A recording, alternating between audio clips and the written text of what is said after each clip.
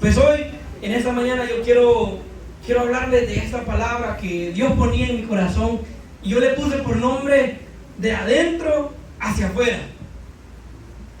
Y yo le preguntaba a Dios, ¿verdad? ¿Por qué? ¿Por qué? Porque yo había estado hablando con mi papá y con mi mamá, ¿verdad? Desde hace tiempo que estoy fuera. Y mi mamá me dijo, mira que cuando vengas yo quiero que compartas una palabra. Y yo me puse nervioso desde ese día, ¿verdad? Yo decía, puche, ¿qué voy a decir? ¿Qué voy a hablar? ¿Qué voy a hablar? Y la pasaba llamando a ella y pasaba llamando a Eduardo también. Men, decime qué serie van a estar teniendo en julio, decime qué serie van a tener. Y ni ellos sabían, ¿verdad? Porque no la tenían todavía. Pero ya cuando me dice, llamé un día a Tato y me dice él, mira, men, esta va a ser la serie que vamos a estar teniendo en julio, me dice. Es acerca de la oración y de la intimidad. Me dijo, ah, qué belleza, le dije yo.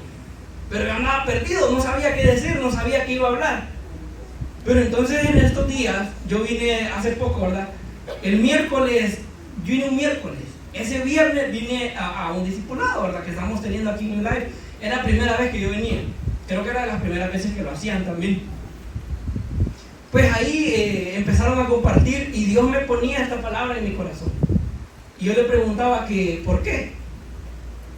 Si de adentro hacia afuera se entiende como que, ay, o sea, lo que yo tengo dentro es lo que yo voy a orar. Pero no, ese no es el sentido que le quise poner, por el cual le quise poner este nombre a esta palabra que les traje hoy. Y quiero que, aquí que vamos empezando, quiero que entendamos unos puntos primero. Entonces yo les traje 3 puntos que quiero que entendamos para lo que yo les quiero hacer sentir y hacer ver a ustedes. Entonces vamos a empezar con el primero. Quiero hablarles acerca de esto, que es muy importante. La misión de Dios y el Espíritu Santo. ¿Qué es la misión de Dios? ¿Cuál es el propósito de Dios? ¿Qué es lo que Dios quiere hacer con nosotros? No sé si ustedes han hecho esa pregunta, o sea, es válido y es lógico preguntarnos, ¿cuál es la misión de Dios? ¿Qué quiere hacer Dios en el mundo? ¿Cuál es el objetivo de Dios? ¿Por qué nos creó? ¿Por qué enviar a Jesús? Todo esto, ¿verdad? Entonces yo ponía aquí, la misión de Dios abarca toda su actividad dentro del mundo. No solo en la iglesia, sino que fuera de la iglesia. Y en Mateo 28, como hemos hablado muchas veces, ¿verdad? En Mateo 28, 19 y 20, en la Gran Comisión, encontramos una pequeña porción que es nuestra parte como cristianos dentro del magnífico plan de Dios, dentro de su inmenso plan. Nuestra parte, lo que nosotros tenemos que hacer, que es ir y hacer discípulos.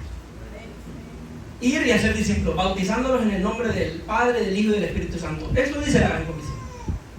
Esa es nuestra parte dentro del plan de Dios. Pero la misión de Dios es mucho más grande que eso. El plan de Dios es más grande de lo que nosotros creemos. Es más grande que nosotros mismos. Entonces el plan de Dios, ponía yo aquí, la misión de Dios en realidad es salvar al mundo. Nosotros como humanos, desde el primer hombre que pecó junto con Eva, perdimos el camino, perdimos la línea. Nos salimos del propósito inicial de Dios. Entonces la misión de Dios empezó en ese momento, en restaurar todas las cosas como Él había planificado hacerlas desde un principio. Y esa es la misión de Dios. El objetivo de Jesús al venir a la tierra era hacernos ver a nosotros que todo el mundo, que todas las personas somos objeto de la voluntad salvífica de Dios, de lo que Él quiere hacer. Que no solo los israelitas son objeto de la salvación de Dios, sino que Él quiere salvar a todos. Entonces esa es la misión de Dios.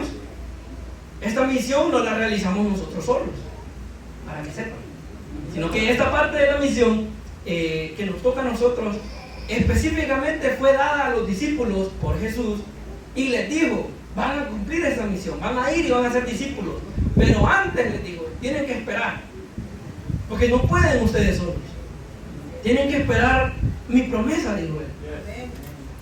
Entonces, ¿y qué era la promesa? El Espíritu Santo, ¿verdad? Entonces, quiero hablarles también, para que vayamos pasando, va a ser un poco rapidito estos puntos, pero quiero que lo entiendan bien. Dale la siguiente, por favor. Entonces, ¿qué tiene que ver el Espíritu Santo con la misión de Dios? ¿Dónde cabe el Espíritu dentro de todo este plan? Entonces yo puse aquí varias cositas que el Espíritu Santo hace.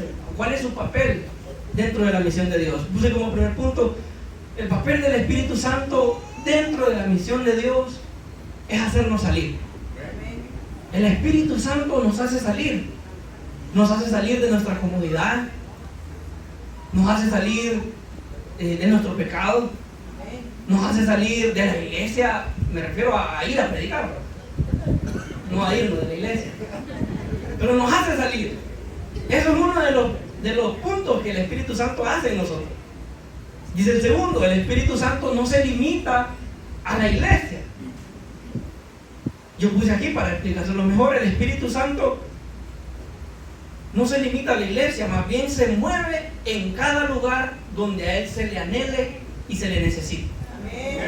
Al Espíritu Santo le encanta estar en los lugares donde se le reconoce como persona. Y ahorita cantábamos, ¿verdad?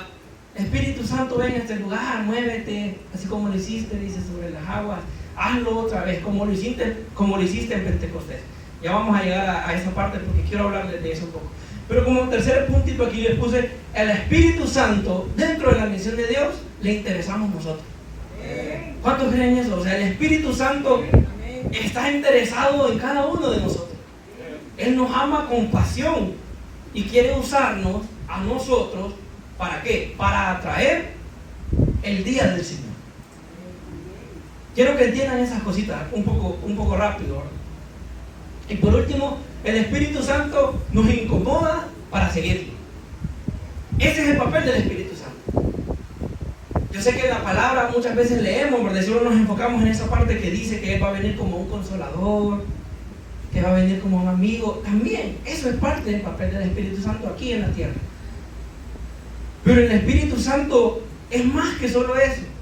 Tiene una misión asignada para este tiempo, para este mundo. Y quiero que la entendamos para que vayamos conectando los puntos, porque ustedes me van a decir hasta ahorita, ¿qué tiene que ver esto con la oración? Tienen razón, ya vamos a llegar ahí. Vamos al segundo punto. Puse aquí, el Espíritu Santo se mueve en todas partes. El Espíritu Santo no solo se mueve aquí en la iglesia. El Espíritu Santo no solo se mueve aquí en los cultos. El Espíritu Santo no solo se mueve cuando estamos en intimidad con Él. Sí es cierto que tenemos que vivir en intimidad y la oración es el secreto, como decía Babsi, para que nosotros podamos llegar a conocer a esta maravillosa persona, que es el Espíritu Santo. Esa es la clave. Pero el Espíritu Santo no solo está en ese lugar.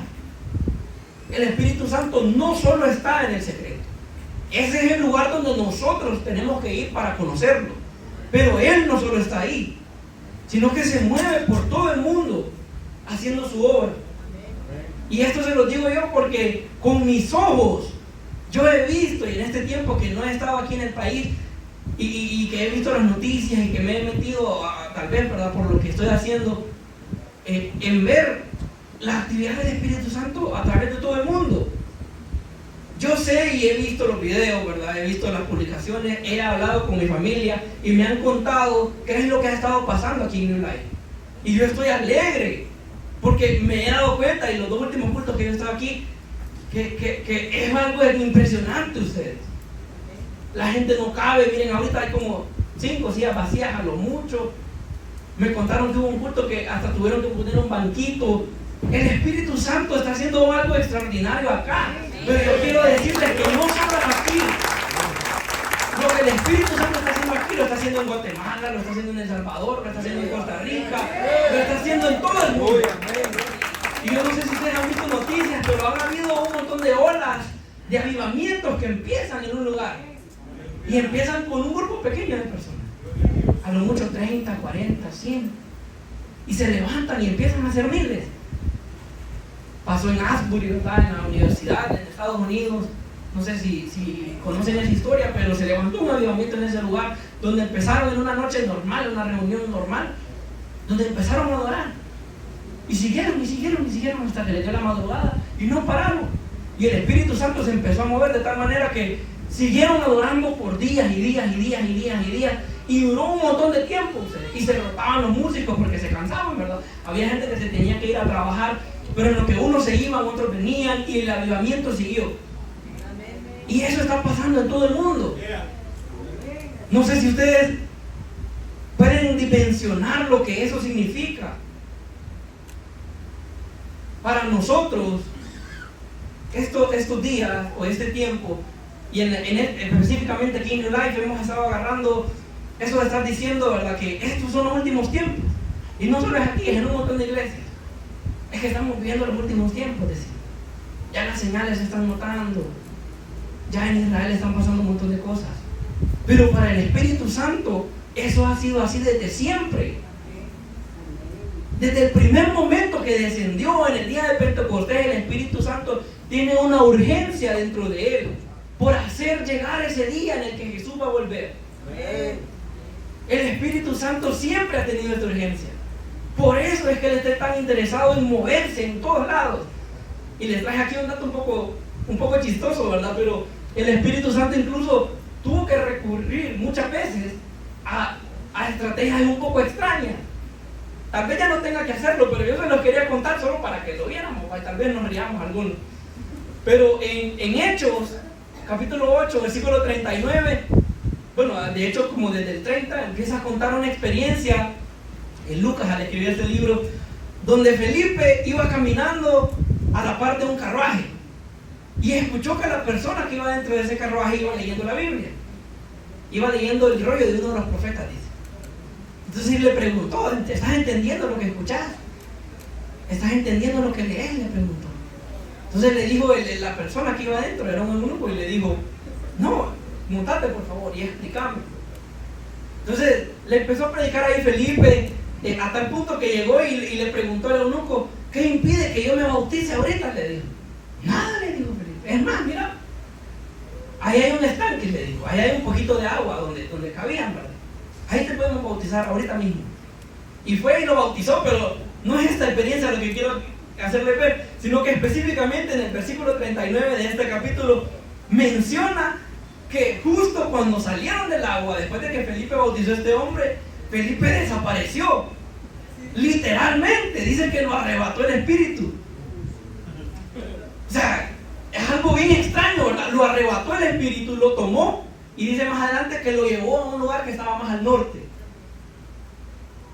En este tiempo, claro, había pocas personas que conocían al Espíritu Santo. Había pocas personas que habían tenido la experiencia de estar y de ser bautizados con el Espíritu. Y era tanta la urgencia del Espíritu Santo que necesitaba que estas personas se movieran. Lo necesitaba Felipe, lo necesitaba en otro lado, y dijo: ahí donde yo me quiero mover, no hay nadie que me conozca. Necesito a alguien. ¿Y qué hizo? Lo agarró literalmente y desapareció Felipe. Así, imagínense que yo esté aquí predicando o que sea pastor y que allá en San Pedro necesiten a alguien que esté encendido en el Espíritu, ¿verdad? Y desaparezcamos. Y allá aparezcamos en San Pedro para predicar. Yo no sé ni Felipe cómo reaccionó usted en un momento estar ahí, estar en otro lugar de repente. Es una experiencia que a mí me hace ver, por lo menos, que el Espíritu Santo tiene desde el principio, desde los primeros días que apareció, un sentido de urgencia y que nos necesita a nosotros para cumplir su obra. Gracias a Dios, pues ahora somos millones, ¿verdad?, los que conocemos al Espíritu Santo, y no creo que sea necesario que nos tenga que arrebatar de esa manera. Pero es importante este dato, porque es lo que nos hace ver que para el Espíritu Santo siempre hemos estado en los últimos tiempos. Siempre ha sido necesario que prediquemos la palabra. Siempre ha sido necesario. Y en último lugar, quiero decirles esta última verdad que yo pude notar. Y es que el Espíritu Santo siempre, inevitablemente, está interesado en la necesidad. No sé por qué. Por alguna extraña razón, el Espíritu Santo siempre está interesado en la necesidad. En la necesidad espiritual, en la necesidad económica, en la necesidad alimenticia, tal vez, de salud, en la necesidad, puse aquí yo varias otras, ¿verdad?, médica y de cualquier tipo. O sea, el Espíritu Santo siempre está interesado en la necesidad. por alguna extraña razón. Siempre cuando escuchamos, ¿verdad?, noticias de que se levanta un avivamiento, extrañamente es en algún lugar donde había mucha necesidad. No sé si ustedes han investigado, pero yo sí investigué un poquito, y cuando pasó este avivamiento de hace poco ahí en Asbury, esa ciudad estaba teniendo muchos problemas. Había una necesidad espiritual tremenda en ese lugar. El pecado estaba sobreabundando, la delincuencia estaba aumentando, las cosas se estaban poniendo feas. Y de repente el Espíritu Santo quiere hacer algo en ese lugar. Pongámonos a pensar un ratito. Yo puse aquí un ejemplo dentro del contexto que yo les quiero hablar, y es en Hechos capítulo 11 versículo 28. Si quieren búsquenlo, por aquí lo tengo yo, específicamente esta parte. La iglesia se había reunido por primera vez después de la persecución, porque empezaron a matar a los cristianos. Entonces se dispersaron. Era necesario, ¿verdad?, porque si los agarraban a todos en un mismo lugar, los mataban a todos. Pero entonces, después de esta persecución, decidieron reunirse. Y se reunieron en una ciudad que se llamaba Antioquía. Aquí fue donde llamaron por primera vez cristianos a los cristianos. Para que ustedes sepan, es un poquito un dato histórico. Pero en este versículo, específicamente en el 28, dice que vinieron unos profetas de Jerusalén, y específicamente uno de ellos que se llamaba Ágabo. Dice la palabra que daba a entender por medio del Espíritu. O sea, el Espíritu Santo le reveló que iba a venir una gran hambre a toda la tierra habitada, dice en la versión de la Reina Valera. Dice aquí en esa versión que yo tengo que iba a venir una gran hambre a toda la tierra que era conquistada o que tenía Roma dominio sobre ella. Porque ese era el mundo conocido en ese tiempo. Iba a venir una gran hambre a todo el reino.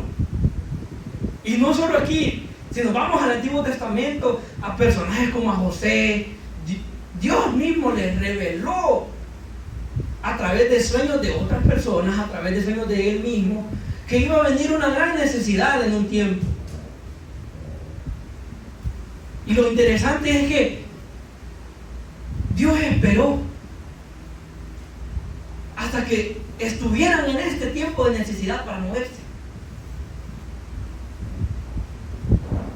Qué raro, ¿va? O sea, yo lo leo y yo digo, qué raro. Se repite este patrón a través de la historia, a través de la Biblia. ¿Por qué? ¿Por qué Dios hace esto? ¿Por qué el Espíritu Santo hace esto? Espera hasta los momentos de necesidad para moverse. Es un poco extraño y es un poco diferente, pero bueno, quiero que retrocedamos un poquito en el libro mismo de Hechos. Nos vayamos al capítulo 2.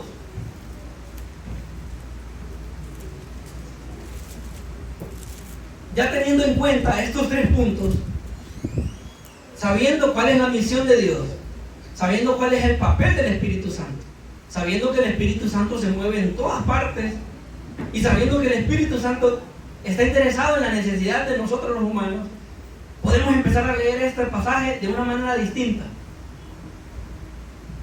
Y Hechos capítulo 2 nos enseña el momento en el que el Espíritu Santo descendió por primera vez. Pero no es esa parte de la que me quiero enfocar, porque ya la conocemos muchos. Y ya sabemos, porque ya hemos escuchado, ¿verdad?, las prédicas anteriores, que para llegar a esto tenemos que vivir en intimidad. Dice la palabra, y se los leo rapidito, que en el día de Pentecostés estaban todos reunidos, estaban unánimes y juntos, dice la palabra, haciendo una misma cosa, que estaban orando. Esa era la clave, ¿verdad? Pero de repente descendió el Espíritu Santo, dice, se les apareció como un viento recio, los llenó, los bautizó, se les aparecieron lenguas como de fuego, dice la palabra, y empezaron a hablar en lenguas. Y cada persona que estaba en los alrededores los escuchaba. Y en ese momento en Jerusalén, donde pasó esto, había gente de muchas nacionalidades, había gente de muchos lugares que hablaban diferentes idiomas, y cada uno los escuchaba en su propio idioma. Entonces decían ahí, ¿verdad?, ¿cómo es posible que cada uno escucha a estos hablar en su propio idioma? en la lengua en la que nacimos, dice la Biblia. Y unos empezaron a decir, estos están borrachos. Pero lo que yo quiero enfocarme es a partir del versículo 14. Dice el título que los editores de la Biblia le dieron, ¿verdad? Pedro predica a la multitud. Y es aquí donde quiero empezar a que entendamos esto verdaderamente.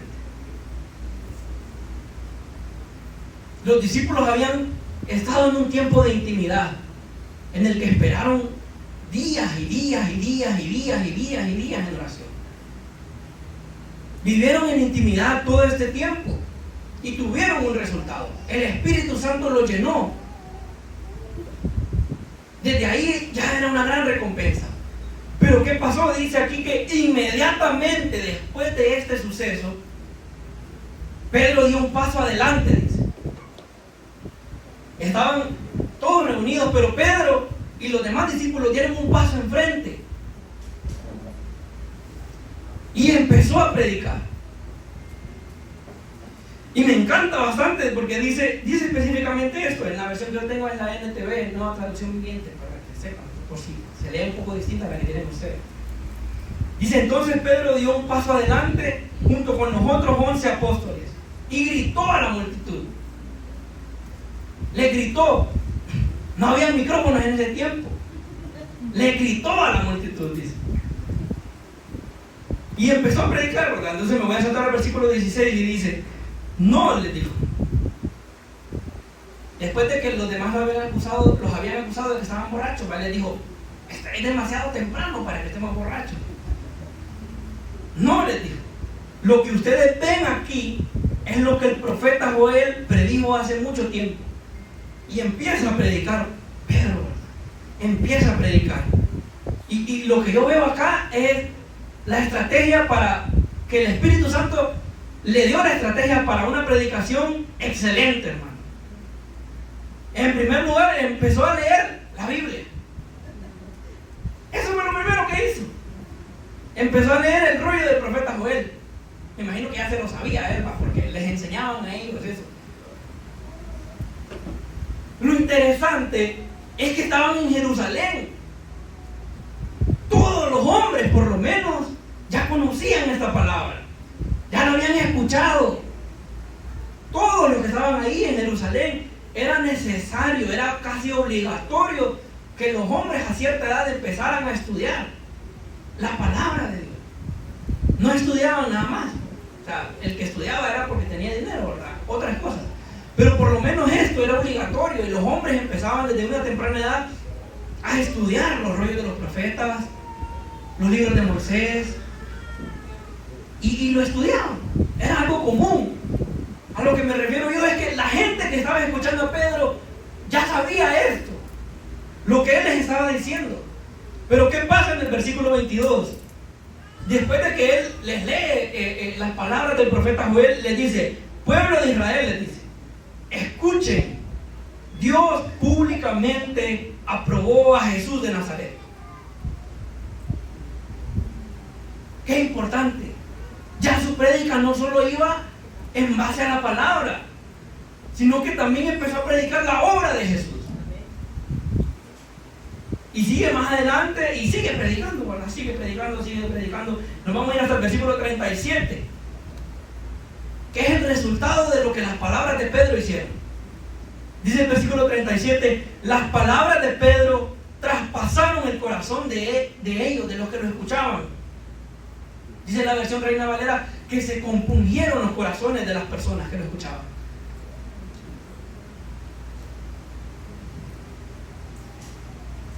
Y las personas le preguntaban a Pedro y a los apóstoles: ¿cómo hacemos? Después de haber escuchado esta palabra que ya conocían, pero de una manera distinta esta vez, viendo la obra que Jesús había hecho en vida y que ellos lo habían rechazado, les traspasó el corazón eso. Y le preguntaron: ¿cómo podemos hacer entonces? Y Pedro le da la clave de la salvación. No les digo: repitan después de mí esta oración que voy a hacer. No les digo eso, les digo: cada uno de ustedes debe arrepentirse de sus pecados y volver a Dios. Y ser bautizado en el nombre de Jesucristo para el perdón de sus pecados. Entonces van a recibir el regalo del Espíritu Santo. Más adelante dice en el versículo 40, entonces Pedro siguió predicando por largo rato, dice. Tengan en cuenta, no había micrófonos acá.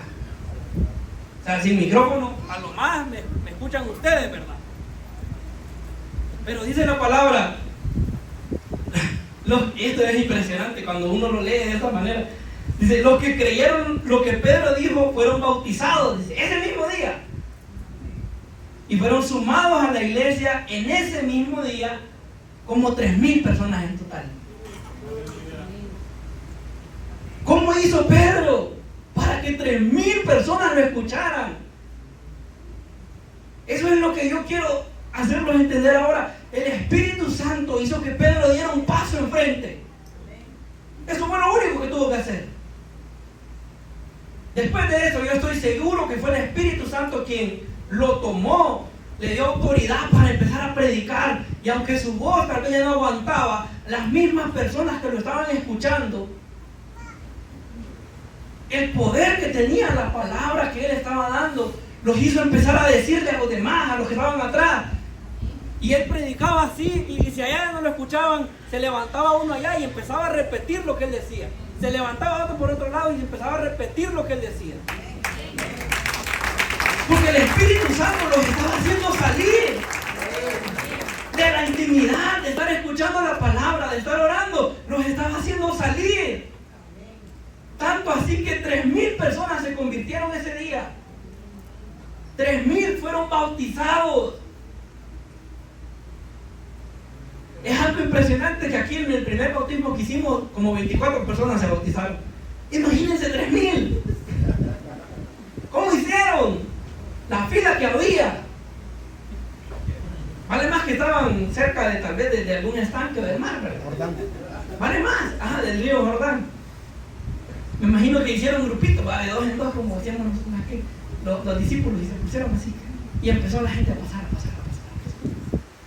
Y 3,000 ya me imagino que eso es lo que hacían, así, en el nombre del Padre, del Hijo y del Espíritu Santo, amén. Pero los bautizaron a todos, a 3,000. ¡Qué increíble eso!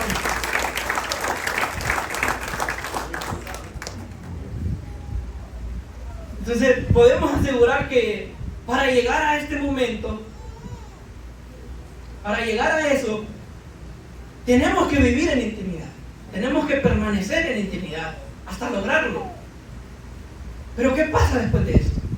O si nos ponemos nosotros a pensar en nosotros ahora, en este tiempo. Ya leímos la palabra. Pero ahora nosotros, ¿qué pasa después de esto? Y quiero que leamos la siguiente, y esto fue lo que me pegó a mí. Me pegó a mí primero cuando le estaba escribiendo. Y yo me hice esta pregunta a mí mismo, por eso se las hago a ustedes. Me dije yo mismo, y si realmente yo anhelo al Espíritu Santo, ¿por qué no lo sigo? Si realmente anhelamos al Espíritu, ¿por qué no lo seguimos? ¿Por qué nos enfocamos en venir aquí a la iglesia y clamar al Espíritu Santo? Ven. Pero yo no me atrevo a dar el paso que dio Pedro. No me atrevo a seguirlo. Y quiero que... Ven, ayúdame tanto. Quiero demostrarles esto, ¿verdad? Ya aquí ponía, y si quieren, te lo leo rapidito. Al principio es difícil querer seguir al Espíritu Santo. Pensamos que tenemos nosotros lo que tenemos que clamar, ¿verdad? Para que Él venga. Y a veces hasta nos enojamos y nos frustramos como cristianos y empezamos a decir, pucha, viene Espíritu Santo, y no viene y no pasa nada. Y no viene y no pasa nada. Y es difícil para nosotros. Pero quiero demostrarles esto por medio de una ilustración.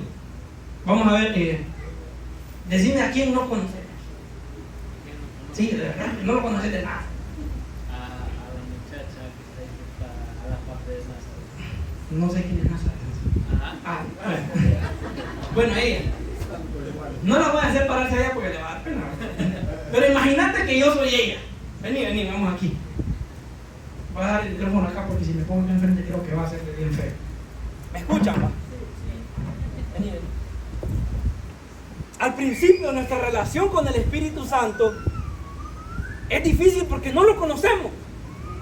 Así como Eduardo no la conoce a ella, si yo fuera ella, y vengo yo, te hablo, y te agarro aquí fuerte, y te estoy jalando así, ¿qué vas a hacer? No querés, ¿verdad?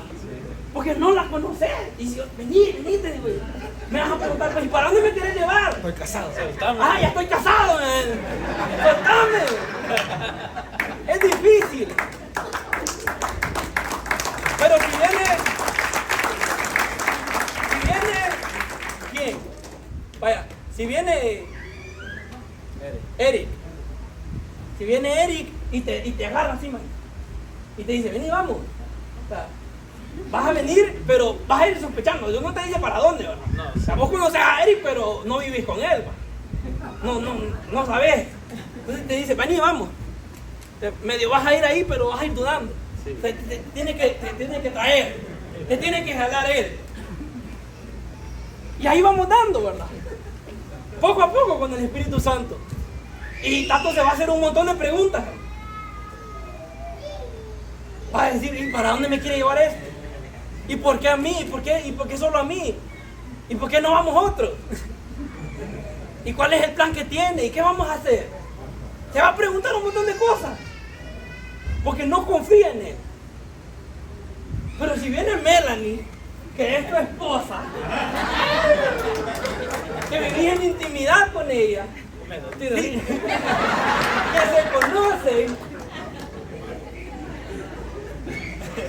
que vos sabés cuáles son las cosas de ella que no te gustan, pero aún así las seguís amando. Viene ella y te dice, vení, sin que te agarren, te puedes venir. Y si viene, y si empieza a correr, vos empiezas a correr detrás de ella. Y si empieza a correr detrás de ella. Y así es con el Espíritu Santo. Porque si lo conocemos y vivimos en intimidad con Él, no importa que Él venga y yo no vengo y voy a decir, pero no lo conozco. Porque si lo conozco, si vivo en oración, si vivo en intimidad, se me puede caer un zapato y yo sigo detrás de Él. Me pueden quitar la chumpa y aunque haga frío acá, No me importa, hay que quede. Puedo perder mi trabajo, pero no importa, ahí sigo detrás de Él. Puedo perder a mi familia y no me importa, sigo detrás de Él. Puede que el camino sea de piedra, pero no me importa. Porque donde Él me lleva es mejor. Porque me hace salir de mi intimidad con Él, a donde Él está. Y me doy cuenta que cuando vivo en intimidad y lo conozco,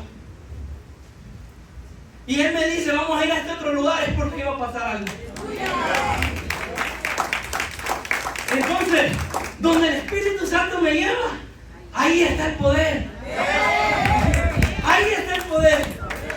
Cuando empezamos a seguir al Espíritu Santo, es inevitable, como Pedro le pasó. Cuando él dio el paso, cuando él empezó a seguir al Espíritu, le fue imposible no empezar a predicar, no empezar a decirle a los demás.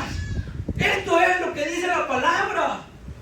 Esto es lo que Jesús hizo en mi vida y ustedes no lo reconocieron. Pero no importa, les digo. Hoy tienen la oportunidad de conocerlo, de aceptarlo. Pedro les dijo, yo hoy tomé el paso, hoy salí enfrente, hoy pasé de la intimidad a la acción. Hoy fui de adentro hacia afuera.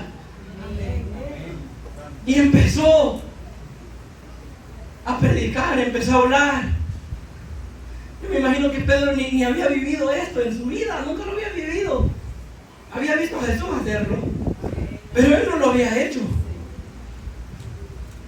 Había visto a Jesús hacer milagros. Pero dice la palabra, si seguimos leyendo y vamos más adelante, que cuando empezaron a predicar en el capítulo 3 de Hechos, después de que había pasado todo, dice que Pedro y Juan fueron a caminar. Iban donde el Espíritu Santo les decía. Y un día de esos decidieron ir al templo que había en esa ciudad. Y afuera del templo había un personaje que lo llevaban todos los días que había culto para que pidiera dinero afuera del templo, porque era cojo de nacimiento, no podía caminar. Y en lo que Pedro y Juan lo vieron, Pedro se incomodó y lo vio, dice, y se acercaron a él y el cojo se emocionó y dijo: esto me van a dar billete, dijo. Aquí hice la burra de hoy, dijo. Ya la hice con estos. Se mira que ellos tienen algo, dijo. Pero no se esperaba lo que pasó.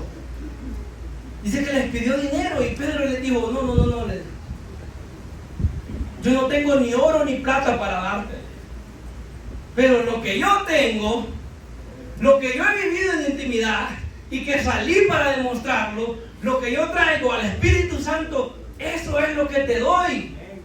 Y lo tomó de la mano, dice, y lo levantó. Y empezó a caminar el cojo. Y dice la palabra que entró al templo con ellos. Y empezó a brincar, dice, y la gente lo miraba, que él saltaba y que corría, adorando a Dios. Y dice la palabra en el versículo 10, cuando se dieron cuenta los demás que este era el mendigo cojo que muchas veces habían visto junto a la puerta, quedaron totalmente sorprendidos. Quedaron llenos de asombro, dice el versículo 11. Y salieron todos corriendo hacia el pórtico de Salomón, hacia la parte de afuera, como una gran galera, podemos decirlo en ese tiempo, ¿verdad?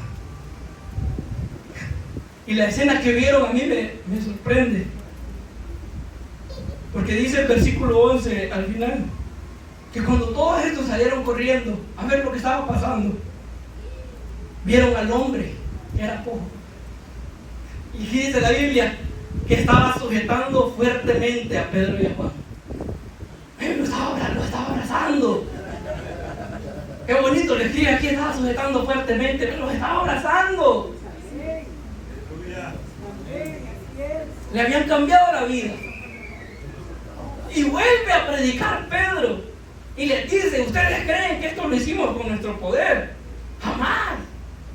Lo único que pudo hacer esto es el poder de Jesús que resucitó. Y adivinen qué pasó. Dice aquí más adelante que después de ese día, después de que vuelve a predicar Pedro, en total al final, en vez de 3,000, se volvieron 5,000. Ya no eran 3,000, ahora eran 5. Increíble, ¿verdad? Es exageradamente impensable. A mí no me cabía en la cabeza leer la palabra y darme cuenta de estas verdades, habiendo yo leído esto muchas veces sin entenderlo, diciendo yo: ay, yo quiero también que me pase lo mismo que les pasó a ellos, que mi predicación tenga poder, que sanemos a los enfermos, que vengan, y decimos nosotros que los traigan acá. Ahí no dice en ningún lado que los traía. Ellos iban a donde estaban los enfermos. Ellos iban donde estaba la gente que necesitaba.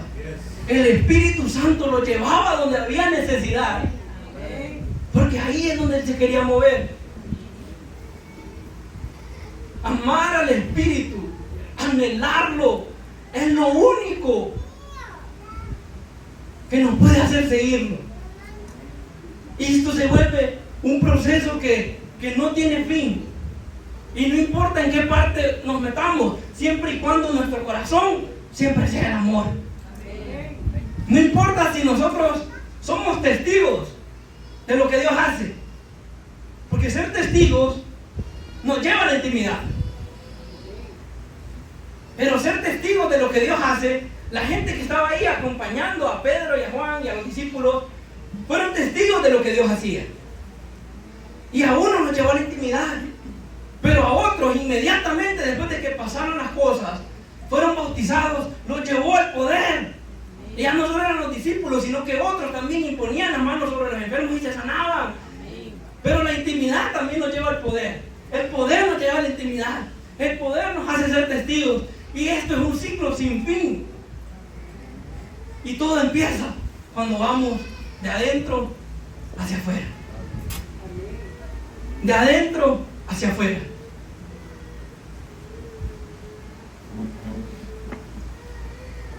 Y antes de terminar, quiero decirles un secreto. En esta iglesia cantamos mucho acerca de la venida del Señor, ¿verdad? Cantamos mucho a estos manes de Toma tu lugar, ¿verdad? Que cantan ellos: ven ahora, Señor, Maranata, atraemos la venida del Señor. Lastimosamente, nuestra adoración no va a cambiar nada, porque la adoración no es lo que atrae la venida del Señor. Lo único que atrae la venida del Señor es que salgamos allá a predicar y que todos escuchen el mensaje de salvación que tenemos.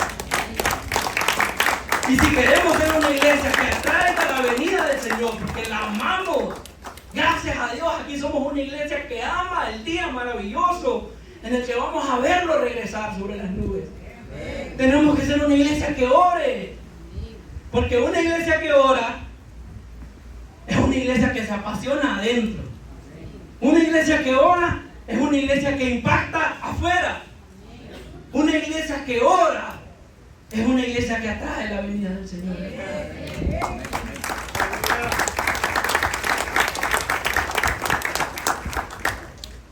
Y en esta mañana yo quiero que nos convenzamos de eso.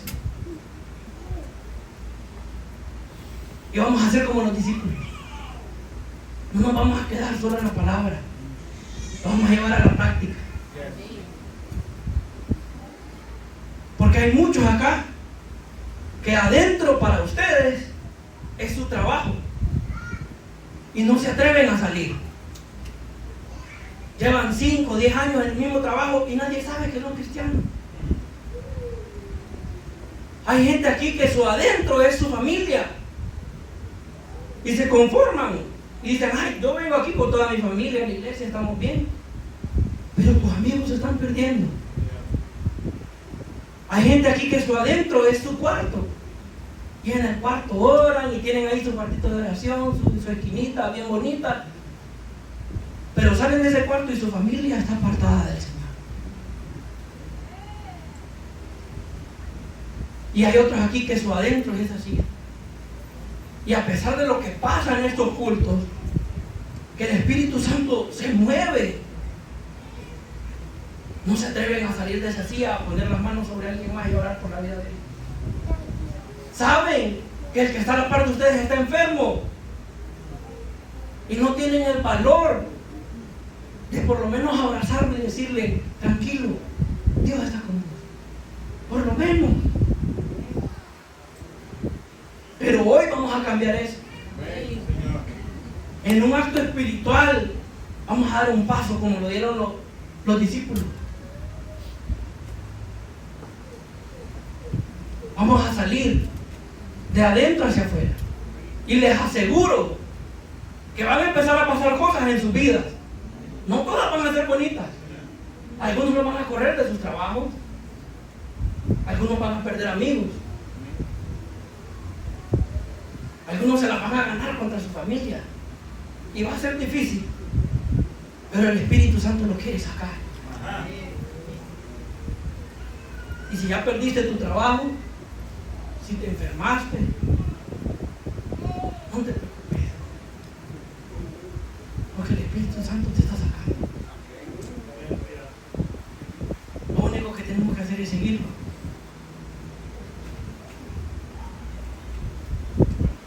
Lo único que tenemos que hacer es seguirlo.